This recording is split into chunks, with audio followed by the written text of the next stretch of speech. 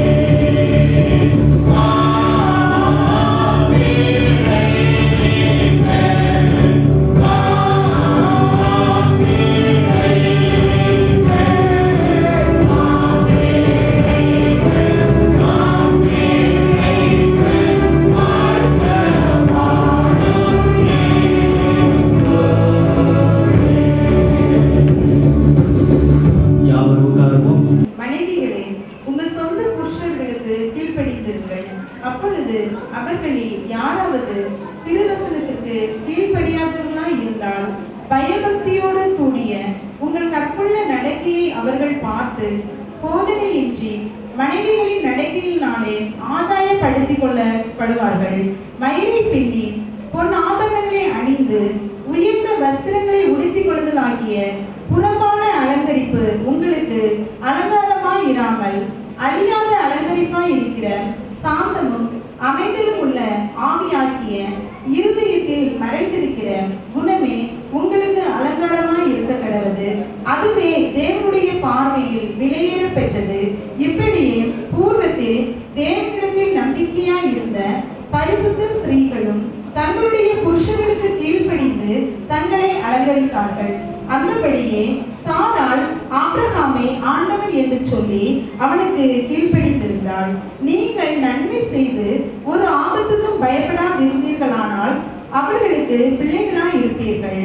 அந்தபடி புருஷர்களே, மனைவியானவள் பலவீன பாண்டமாய் இருக்கிறபடியினால் உங்கள் ஜெபங்களுக்கு தடை வராதபடிக்கு நீங்கள் விவேகத்தோடு அவர்களுடனே வாழ்ந்து உங்களுடனே கூட அவர்களும் நித்திய ஜீவனாகிய கிருபையை சுதந்திரித்துக் கொள்கிறவர்கள் ஆனபடியினால் அவர்களுக்கு செய்ய வேண்டிய கனத்தை செய்யுங்கள். மேலும் நீங்கள் எல்லாரும் ஒருமனப்பட்டவர்களும் இரக்கம் உள்ளவர்களும் சகோதர சிநேகம் உள்ளவர்களும் மன உருக்கம் உள்ளவர்களும் இணக்கம் உள்ளவர்களுமாய் இருந்து தீமைக்கு தீமையையும் உதாசனத்திற்கு உதாசனத்தையும் சரி கட்டாமல் அதற்கு பதிலாக நீங்கள் ஆசீர்வாதத்தை சுதந்திரித்துக் கொள்ளும்படி அழைக்கப்பட்டவர்கள் என்று அறிந்து ஆசீர்வதியுங்கள். தேவன் தாமே வாசித்த திருவசனம் பார்க்கலாம். இங்கு வந்திருக்கிற நம் அனைவரையும் அருமையான மணமக்களையும் அதிகமாக ஆசீர்வதிப்பாராக. நாம் யாவரும் கண்களை மூடி ஜெபிப்போமாக. ஜெபத்திற்கு உறுதுணையாக ஒரு ஜெப பல்லவியை பாடுவோம். பாடின பிற்பாடு மணமக்களை ஆசீர்வதிக்கும்படியாக அருமையான Chennai divisional commander major Abraham லிங்கனையா அவர்கள் அருமையான அந்த பிள்ளைகளுக்காக இந்த ஆராதனைக்காக ஆசீர்வாதத்திற்காக ஜெபிப்பார்கள். ஆசீர்வதிக்க வாருமையா, உந்த நேசக்கரத்தால் காருமையா என்கிறதான பல்லவியை ஜெப பல்லவியாய் பாடுவோம். பாடிய பிற்பாடு டிவிஷனல் கமாண்டர் ஐயா அவர்கள் ஜெபிப்பார்கள்.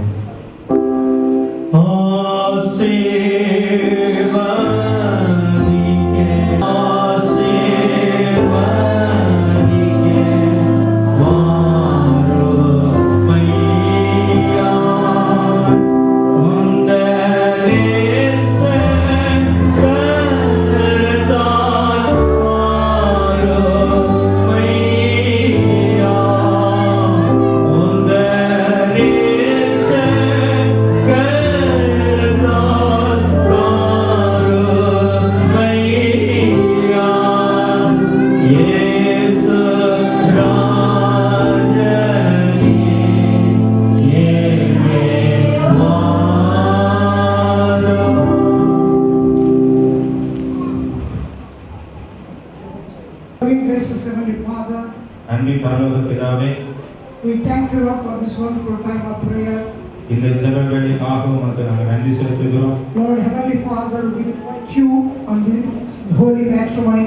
ஆண்டவரே, இந்த மனமகிழ்ச்சியான இந்த பரிசுத்த மெய் விவாகத்துக்காக உமக்கு நன்றி செலுத்துகிறோம். This is the valuable things and very important things that are in our lives. எங்களுடைய வாழ்க்கையில இது மிகவும் உன்னதமான ஆண்டவருக்கு தேவையான ஒரு காரியமாக இருக்கிறபடினால் இந்த நன்றி செலுத்துகிறோம். Marriages are a honorable thing in our lives. ஆண்டவரே, திருமணமானது எங்களுடைய வாழ்க்கையில கனமுள்ளதாக இருக்கிறதுக்காக நன்றி ஆண்டவரே. Such a honorable thing is taking place in the life of all God couples. ஆண்டவரே, அப்படிப்பட்டதான மிக முக்கியமான ஒரு திருமண நிகழ்வு அல்கா அவருடைய கனகராஜ் அவருடைய வாழ்க்கையில நடக்க போவதற்காக நாங்கள் நன்றி செலுத்துகிறோம். Lord, we pray for both the families who gathered here. இரண்டு குடும்பத்தினர் இந்த இடத்துல கூடி வந்திருந்தவர்களுக்காக நாங்கள் ஜெபிக்கிறோம். Lord, we pray for all the family members and the parents of these two people. ஆண்டவரே, இந்த இரண்டு பிள்ளைகளுடைய குடும்ப அங்கத்தினர்களுக்காக பெற்றோர்களுக்காக ஜெபிக்கிறோம். And as we gather in your holy house, Lord, may your Holy Spirit come upon us, Father. உம்முடைய பரிசுத்த ஆலயத்திலே நாங்கள் கூடி வந்திருக்கும் இந்த பரிசுத்த ஆவியானவர் எங்கள் மீது இறங்கும்படியாக ஜெபிக்கிறோம். உம்முடைய பிரசன்னங்களோடு கூட இருந்து இரண்டு பேரும் ஒரு குடும்பமாய் இணைக்க போவதற்காக நாங்கள் நன்றி We செலுத்துகிறோம். pray for the commanding officer and all the officers who have gathered here. ஆண்டவரே, படைச்ச ஊழியக்காரருக்காக இங்கு கூடி வந்திருக்க எல்லா ஊழியக்காரர்களுக்காக நாங்கள் நன்றி செலுத்துகிறோம். Lord, we pray for our associate divisional commander and his dear wife who joined in our meeting. ஆண்டவரே, இணைந்து பணியாற்றுகிற டிவிஷனல் கமாண்டருக்காக மனைவிக்காக இந்த கூடி வந்ததற்காக நாங்கள் நன்றி Oh Lord, செலுத்துகிறோம். above all, we pray for our territorial commander. May your Holy Spirit anoint him in a special way right now, Lord Jesus. ஆண்டவரே, அது எல்லாவற்றிற்கும் மேலான இந்த மாவட்ட தளபதிக்காக நாங்கள் ஜெபிக்கிறோம். அவர்களை பரிசுத்த ஆவியானவர் அவர்களுக்கு அபிஷேகம் பண்ணி நடத்துவதாக நாங்கள் ஜெபிக்கிறோம். Oh Lord, even though he is very busy schedule, but he spared the time to come and connect this holy matrimony, Lord. ஆண்டவரே, நீங்கள் வேலை வழக்கல் நிறைந்த காலத்திலும் கூட ஆண்டவரே இந்த திருமணத்தை இவர்களை இணைக்கும்படியாக இந்த இடத்தில் கூட்டி வந்திருக்கிறதற்காக நன்றி. Let the Spirit of God come upon him in a double portion. ஆண்டவரே, உம்முடைய பரிசுத்த ஆவியுடைய பிரசன்னம் மீது இறங்கி இரட்டத்தனையான ஆசீர்வாதங்களை கொடுக்கும்படியாக நாங்கள் We ஜெபிக்கிறோம். also pray for our TPWM who is away from us and involved in our ministry in Andhra Pradesh. ஆண்டவரே, ஆந்திர பட்டணத்திலே உம்முடைய நாமத்திற்காக கடந்து போயிருக்கிற நம்முடைய மாகாண பெண்கள் சங்க தலைவர்களுக்காக நாங்கள் ஜெபிக்கிறோம். Lord, keep her under your mighty grace so that this serious sun heat not will affect her.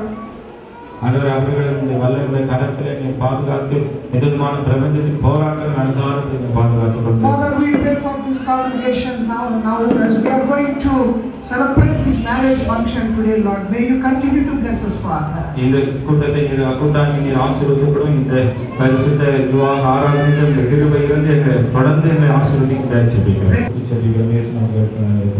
Amen. Amen. Thank you.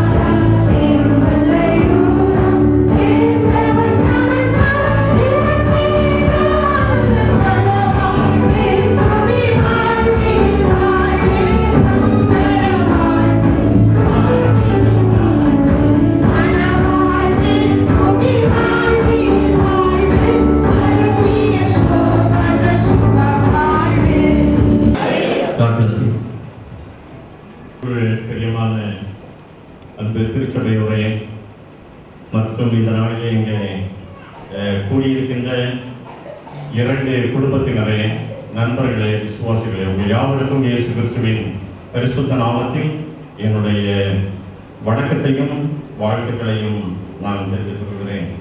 அதோடு கூட இந்த திருமண நிகழ்வுக்கு என்னை அழைத்த மதிப்பிற்குரிய திரு கே கிருஷ்ணமூர்த்தி அவர்களுடைய குடும்பத்திற்கும் திரு ஜெயக்குமார் அவர்களுடைய குடும்பத்திற்கும் நான் என்னுடைய நன்றியை நான் தெரிவித்துக் கொள்கிறேன். இந்த இரண்டு குடும்பங்களும் ரட்சகீய சேனை திருச்சபையிலே பாரம்பரியம் உள்ள ஒரு குடும்பமாய் திகழ்கின்ற ஒரு குடும்பம் என்பதை நான் நன்கு அறிவேன். திரு கிருஷ்ணமூர்த்தி அவர்கள் காடைக்கியை சார்ந்தவர்களும் அருமையான ஜெயக்குமார் அவர்கள் ஒரு பாரம்பரிய கிறிஸ்தவ ஊழிய குடும்பத்திலே பிறந்து வளர்ந்தவரும் அவருடைய குடும்பத்தில் உள்ள அனைவரையும் நான் அங்கு அறிந்தவனுமாய் காணப்படுகிறவன். எனவே ஒரு பாரம்பரியமிக்க இரு குடும்பத்தில் உள்ள பிள்ளைகள் இந்த நாளிலே ஒரு மனவாழ்வுக்குள் அவர்கள் பிரவேசிக்கின்றபடியினால் இங்கே இருக்கின்ற மணமகன் கே கனகராஜ், மணமகள் ஜே.எம். அல்ஹா ஆகியோரையும் நான் கிறிஸ்துவின் வாழ்த்துக்களோடு உங்களை நான் இந்த பரிசுத்த ஆலயத்தினராக நான் வரவேற்றுக் கொள்கின்றேன். இந்த திருமணம் சென்னையில் நடந்தாலும் பெரும்பாலான மக்கள் கன்னியாகுமரி மாவட்டத்தை சார்ந்தவர்கள் என்பதை நான் நன்கு அறிவேன். நான் கூடுதலாக சமயத்தை நான் எடுக்க நான் ஆசிக்கவில்லை. காரணம் நேரமாக்குகிறபடினாலும் அதிகபட்ச வெப்பநிலைகள் காரணமானபடினாலும் பெரியவர்களும் வயோதிகர்களும் கஷ்டப்படுவார்கள். எனவே சுருக்கமாக ஒரு சில காரியங்களை நான் சொல்லிக் கொள்கிறேன். மேரேஜ், திருமணம் என்று சொல்கிறது ஆங்கிலத்திலே நாம் திருமணம் என்று சொல்லி நாம் தமிழிலே சொல்வோம். ஆங்கிலத்திலே அதை அழகாக சொல்வார்கள், வெட்டிங் என்றும் சொல்வார்கள், மேரேஜ் என்றும் சொல்வார்கள். ஆனால் கிறிஸ்தவர்களாகிய நாம் அழைப்பது மேட்ரிமோனி. அதை கூடுதலாக மிகைப்படுத்தி நாம் சொல்லக்கூடிய ஒரு பதம் ஆங்கிலத்திலே holy matrimony. The holy matrimony is a very strong word within the mentality or mind of the Christian people. எனவே இந்த ஹோலி மேட்ரிமோனி என்று சொல்வது ஒரு பரிசுத்த விவாக ஆராதனை. அதை தமிழிலே பரிசுத்த மெய் விவாக ஆராதனை என்று சொல்வார்கள். விவாகம் என்று சொல்கிறது இரு நிலைகளிலே காணப்படுகிறது. ஒன்று legal marriage and another one is illegal marriage. So we are maximum following the legal marriage, and the legal marriage also within the commandment of God. We are trying to make all the arrangements to our children. எனவே இந்த வகையில் இந்த நாளிலே இந்த திருமணம் என்று சொல்கிறதை நாம் சொல்லும் பொழுது திருமணம் ஒரு இறைவனால் ஸ்தாபிக்கப்பட்ட ஒரு விஷயம். It was established by our Almighty God according to His own desire. அவருடைய ஒரு தெய்வீக சித்தத்தின் மூலம் திருமணம் இறைவனால் நியமிக்கப்பட்ட ஒன்று. திருமணத்திற்குள் இறைவன் பலவிதமான தத்துவங்களையும் உபதேசங்களையும் நிபந்தனைகளையும் வைத்திருக்கின்றார். எனவே திருமணம் என்று சொல்லி நாம் கூடும் பொழுது அதை தமிழிலே 1000 காலத்து பையர் என்று சொல்லி நம்முடைய பெரியவர்கள் பழமொழி மூலமாக சொல்வார்கள். எனவே ஒரு நாள் 2 நாள் உள்ள ஒரு வாழ்க்கை அல்ல. இன்று வெளிநாட்டு கலாச்சாரங்கள் இந்தியாவிற்குள் புகழ்ந்து ஆடுகின்ற ஒரு காலம். வெளிநாடுகளில் இந்த திருச்சபைகள் கூட பல்வேறு இன்னல்களை திருமண வாழ்க்கைகளிலே பெரிதும் பாதிக்கின்ற ஒன்றாக காணப்படுகிறது.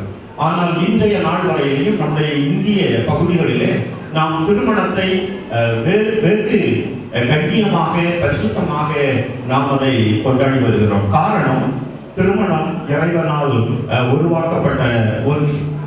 எனவே இந்த திருமண உறவின் நிமித்தமாக, திருமண இணைப்பின் நிமித்தமாக ஒரு புதிய சமுதாயம் உருவாக்கப்படுகிறது. அல்லேலூயா. ஒரு புதிய வாழ்வு உருவாக்கப்படுகிறது, ஒரு புதிய குடும்பம் உருவாக்கப்படுகிறது. A home built by the wisdom of God through the marriage life.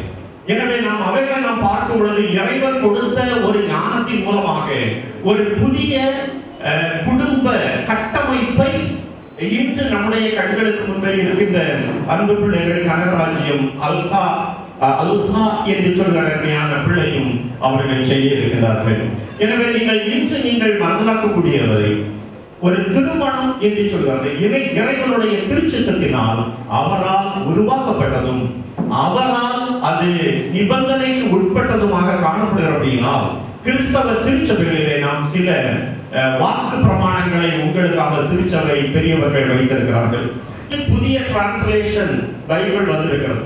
இந்த புதிய டிரான்ஸ்லேஷன் பைபிளினுடைய வார்த்தைகளை படித்த பண்டிதர்கள் ஏற்றுக்கொள்ள முடியாது. ஆனால் எப்படி திருச்சபையில் அதை புதிய டிரான்ஸ்லேஷனை உருவாக்கினார்கள் என்பது நமக்கு தெரியாது. என்றாலும் புருஷ மனைவிகளே, உங்களுடைய புருஷனுக்கு அடங்கி இருங்கள் என்று சொல்கிற ஒரு வார்த்தை இருக்கிறது. அடங்கி இருத்தல் என்பதும் கீழ்ப்படிந்து இருங்கள் என்று சொல்கிறதும் பலத்த வித்தியாசம் தமிழிலே அர்த்தத்திற்குள் உருவாகும். இன்றைய அரசாங்கத்தினுடைய சட்டங்களின்படி நாம் யாரையும் அடக்கி வைக்க முடியாது. நம்முடைய பிள்ளைகளை கூட நம்ம பேச முடியாது, அடக்கி வைக்க முடியாது. பிள்ளைகளை அடக்கி வச்சு பிள்ளைகள் நம்மளை பற்றி ஒரு சின்ன ஒரு கம்ப்ளைண்ட் கொடுத்தா தாயின் அப்புறம் உள்ளுக்குன்னா போலீஸ் கஸ்டடியில் இருக்கணும். ஒரு மனைவியை நம்ம அடங்க வச்சு அவ போய் ஒரு சின்ன கம்ப்ளைண்ட் கொடுத்தா புருஷன் உள்ளுக்கதான் போய் இருக்கணும். ஆண்களுக்கு பாதுகாப்பான சட்டங்கள் எதுவுமே இந்தியாவில் இல்லை. இப்ப மட்டும்தான் ஒரு சுப்ரீம் கோர்ட் ஜட்ஜி ஒரு பொம்பளை சொல்லுறாங்க, பொம்பளைகளுக்கு பாதுகாப்பு சட்டங்கள் ஏராளம் இருக்கிறது, ஆண்களுக்கு பாதுகாப்பு சட்டம் இல்லை. எனவே பெண்கள் கொடுக்கிற பெட்டிஷன் மூலமாக அநேக ஆண்கள் இன்னோசென்ட் மென் ஆர் இன் தி ஜெயில். எனவே